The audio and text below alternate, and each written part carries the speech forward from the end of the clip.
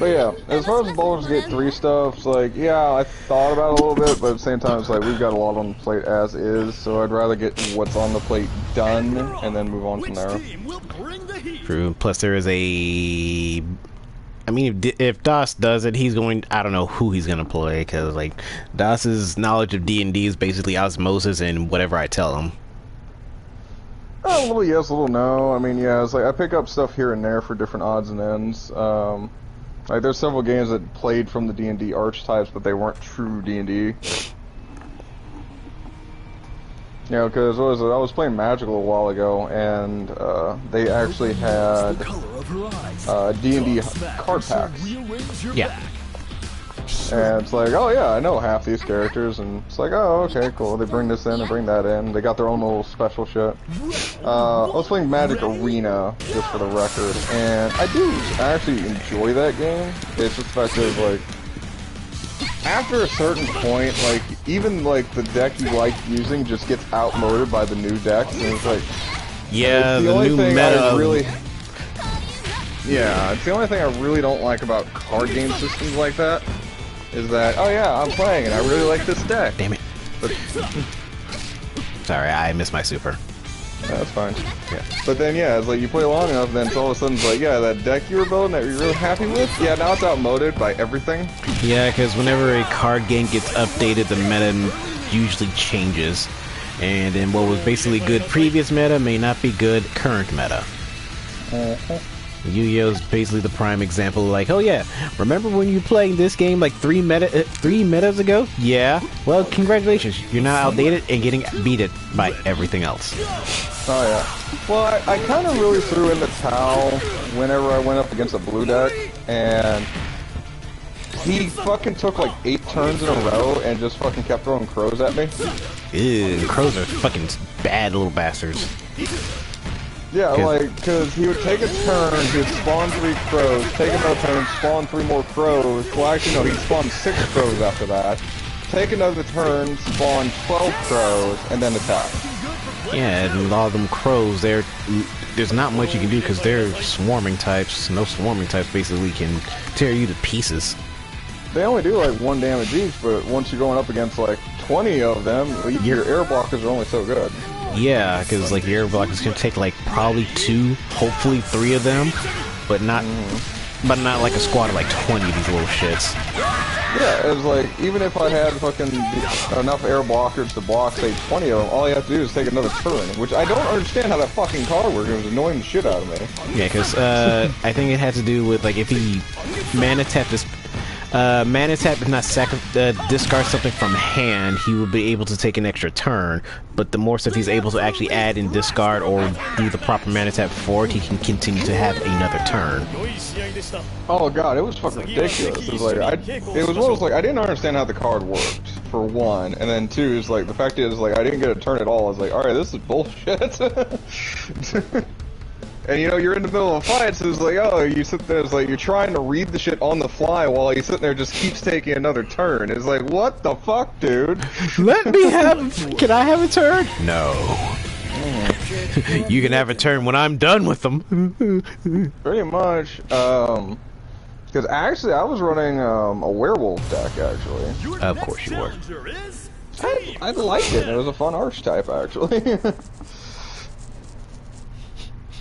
But it was like the entire deck was nothing but wolves. Fucking, I even had air fucking counters because I had a few wolves that actually had reach. So. Right, and reach basically snatches anything from the sky. But yeah. So after I got outmoded for like the 3rd fucking time, I was like, no, I'm done. I'm done with Magic. I just wanted a fun little card game I could play occasionally, and no, just no. The card system told me no to go fuck off. Yeah, when the card game changes their meta, anybody from who either adapt to it or die from it. Speaking about dying from it, so yeah, Killing Floor 3 has been announced. Why are you holding a longing to put Killing Floor on the channel? No, I'm just saying, like, you know, people out there, I know there's people who actually love to play Killing Floor. This essentially would be their go-to for whatever, but hey, I've played Killing Floor 1 and 2, but hey, Killing Floor 3. Maybe. It's a maybe. I don't know. Probably. I do it for like, maybe a co-op thing or something like that. I mean, if it has co-op. Well, from what you're talking about, that's the one where it's like, it's a squad shooter, almost like, oh, not Team Fortress, but, Left 4 Dead. I don't think it was a squad shooter like Left 4 Dead, because last thing I remember, there was like a single player mode. Basically, you just, essentially a horde mode, because I think there is something close to it, maybe, but I'm just saying, like, you know, Killing Floor 2. Killing Floor 2 is always a good game. Now they're finally doing Killing Floor 3.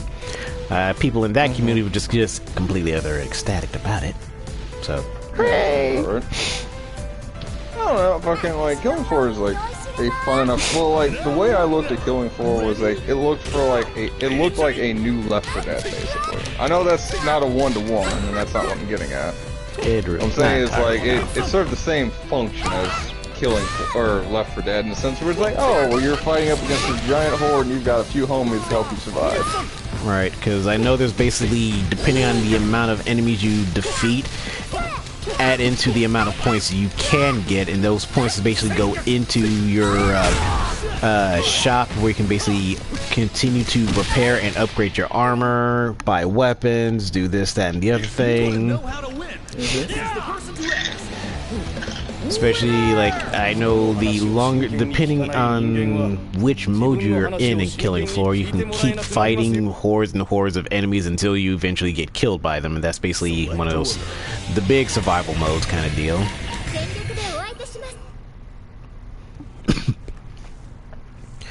But, yeah, like, Killing Floor, like, it's one of those good games to more or less... Well, the streamer I kind of watched playing Killing Floor, because I know he was talking about it for like the longest, like, man, wish for Killing Floor 3, want a Killing Floor 3. And then suddenly, the clouds parted. The sun came out, became bloody red, and then coming down, Killing Floor 3. Hooray! Because I know like, another one that kind of reminds me of, oh, is it Back 4 Blood? Back 4 Blood is the bullshit Left 4 Dead like game. Oh yeah, that's kind of what I was thinking. So it is Back 4 Blood. But yeah, it's like, it's another. That's what, from the images and shit I saw, it was something like that, where it's like somewhere in between Back 4 Blood and Left 4 Dead kind of thing. That's what I understood Killing Floor as. I guess I must have misunderstood it then, because that's what the trailer I saw looked like.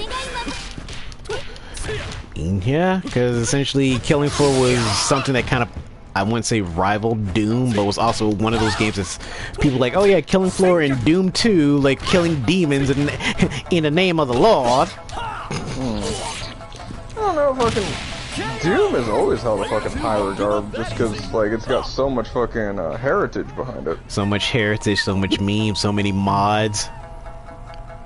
And so much heavy metal music suddenly starting. Mick Gordon, please! Please, Mick! I can only headbang so much! Death metal music starts! Heavy metal music stops. Load shotgun with malicious intent. Death metal starts. Exactly.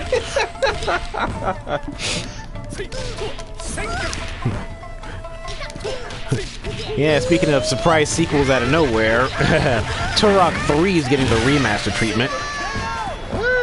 Yeah, it's on the thing. On our Dueling Dragon Discord, link in the description below. Yeah. Let me go look at this. I'm kind of surprised, because that's one of the old timers.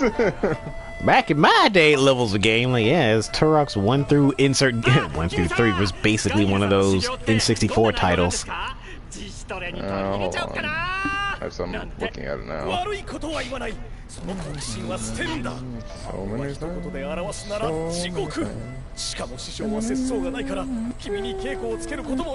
Take your time. Shadows of Oblivion remaster now. Not to mention Tekken 8 is... stuff. Oh yeah, Tekken 8 is gonna have 32 characters from the start, and like, that is a good roster. That is a healthy roster. I got Yoshimitsu back, so I'm gonna end up picking up Tekken.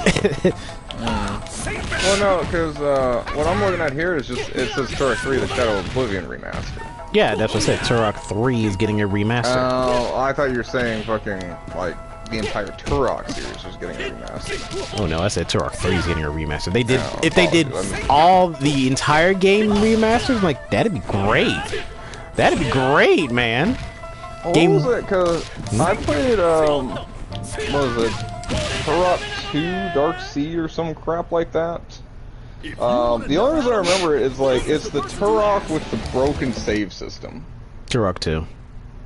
Yeah. Okay. So I played that one. Mm-hmm. And I played the shit out of that fucking. Select order. And I remember it because again, it's like I had a broken save system. It was like so you had to sit down, you had to marathon the game front end to back end and beat it. Mm-hmm.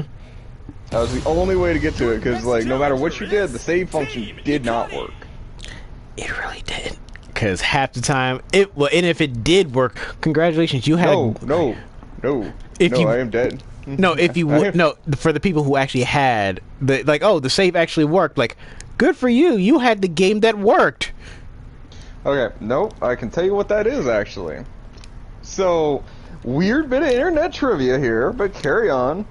So the original Turok 2 fucking had a broken save system. It was literally a glitch in the game. Fucking did not work. Fucking you could hammer on that bitch all day, it will never work. People complained and wrote into the company because they were smart and they realized that fucking hey, the game's broken and you sent us a broken game. So all the black cartridges of Turok 2 are super fucking cheap, and they're all the ones with the broken save system file. Mm-hmm. But if you wrote in as an apology, they sent you a second cartridge with a gray cartridge. The gray cartridges of Turok 2 have a fixed saves mechanic and are super fucking rare because nobody did it. Yeah, because if you, like I said, if you had the one that had the save, congratulations, you got the one that works, and you also got the one that's basically worth more. Yeah, basically, because I can tell you it wasn't a black cartridge, it was a gray cartridge. But yeah, speaking of that, fucking, like, so I went fucking nerd shopping the other day, fucking came out with a few winners in my opinion. Yep, and Doss's nerd shopping list. What'd you get today, Doss? So I grabbed me a Sega Genesis Primal Rage. That's a good classic. Mm-hmm. Kind of really happy about that one, because I don't see that one very often. It's not super rare, but like I said, it's just, I remember it kind of deal. Yeah. Wait, what company made Primal Rage? Time Warner Interactive. Wait, the WB game? Wait, no, Time Warner. That's something different. That's official Sega, zero quality. Atari. Oh, shit. Okay. This one I remember playing a lot as a kid, and fucking a lot of people say it's a fucking horrible game, and I kind of have to agree with them, but it was super fun. It was a goofy dinosaur beat-em-up game. No, well, the goofy dinosaur beat-em-up game was also in the same category, but this has made the list of like worst fighters ever made kind of thing. Star Wars Masters of Terra. Yeah, that one. I mean, E.T.'s on that list for worst games ever made. Yeah, I don't know, I'd still argue this game is really not that bad. It's wonky as all fuck, but at the same time, it's actually kind of fun. Like, I know there's, in that game, there's a part where if you're at the beach and if you don't do anything for a very long time, people will show up, like, little characters will show up, put up a volleyball net, and you can actually just play volleyball outright. That's kind of wild. Yeah, because you would have to put the thing on infinite and just have to wait there with your two characters, and then people will show up, volleyball net, and you can just straight up just play volleyball, like with the two characters. It is so dumb. What else? I picked this one up because I didn't know it even had a video game. But Constantine with the Keanu Reeves. Say what now? Constantine with Keanu Reeves for PlayStation 2. Oh. And you know it had a video game. I think no, I didn't know either.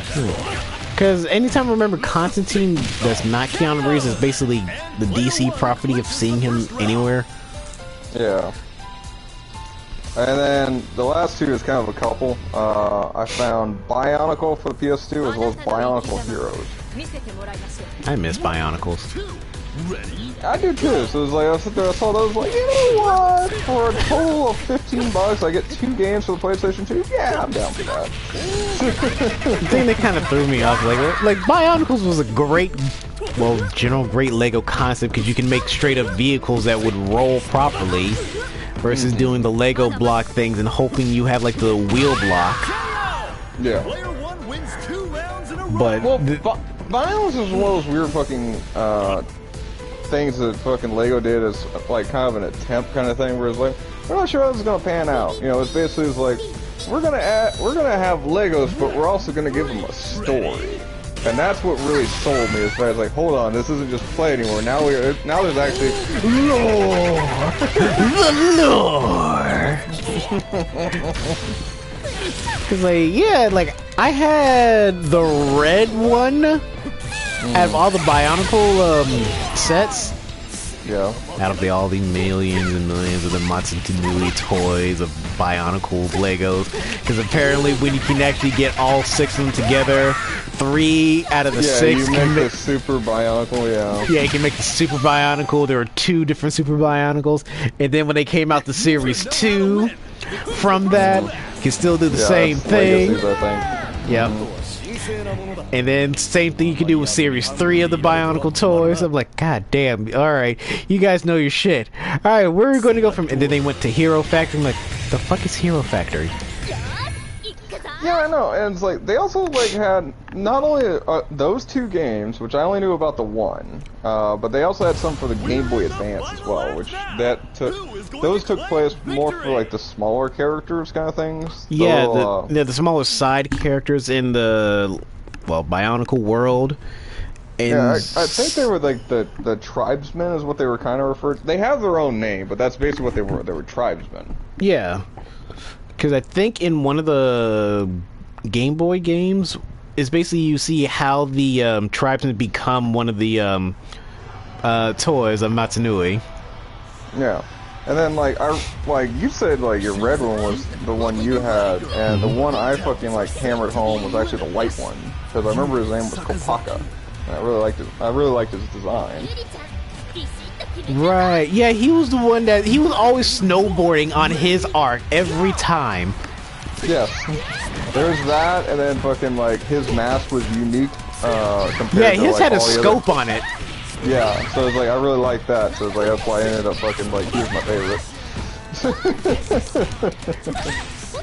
Hell, I was trying to get all 6 of them when I was a kid, like, and when Toys R Us was still a thing when I was a kid. It hasn't been not a thing for that long. It's only been like 2 years. Back in my day, Toys R Us was a thing. That's 2 years ago. And? Remember Jeffrey? I remember Jeffrey. But back when they came out, like, okay, people buying up all the... There was only the one on the shelf that I found, and that was the red one. All the other ones were gone. I'm like, damn, only one red one. I was hoping to get all 6. Just sad about that. The red one was pretty much the Ryu of the entire fucking series. He's essentially the main character that was supposed to unite all the other ones against the antagonist. Our unknown antagonist we didn't get until like Series 2 into Series 3. Series 2. Yeah. Because Series 1 is basically, we're introducing characters. Series 2. Yeah. Alright, here's your antagonist. And then there some big bad guy. I'm like, neat. And then at Series 3, they became these weird bug hybrid things I didn't really care for.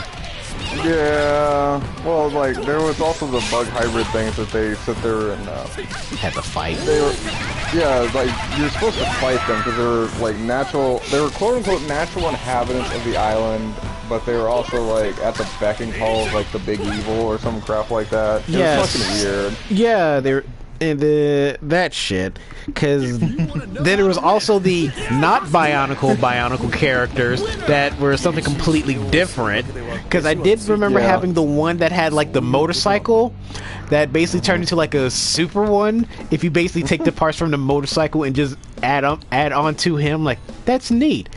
I'm gonna do a whole bunch of other things with this.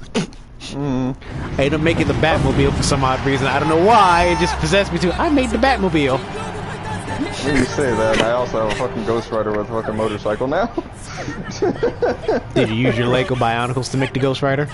No, but actually they have a fucking Ghost Rider fucking set now, which surprised the shit out of me when I saw it the first time. I was like, oh fuck yes, I'm taking this. Of course you are.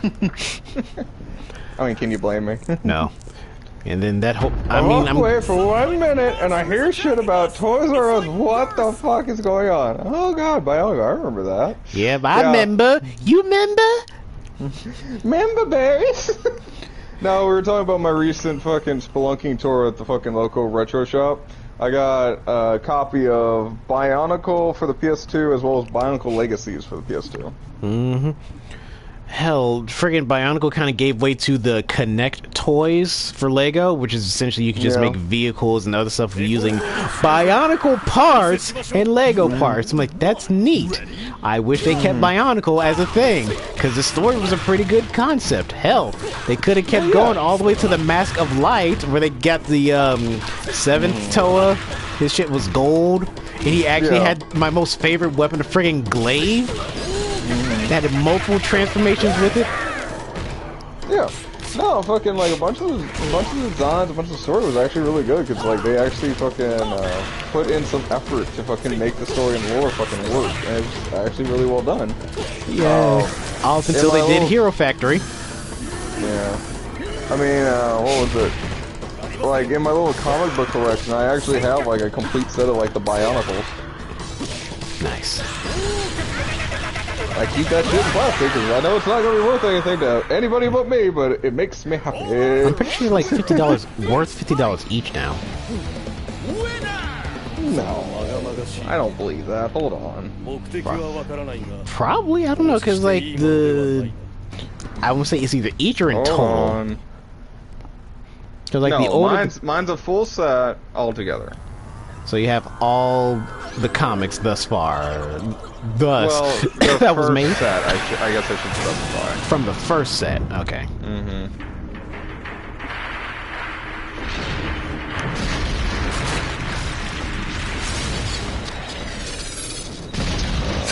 Bionicle shopping.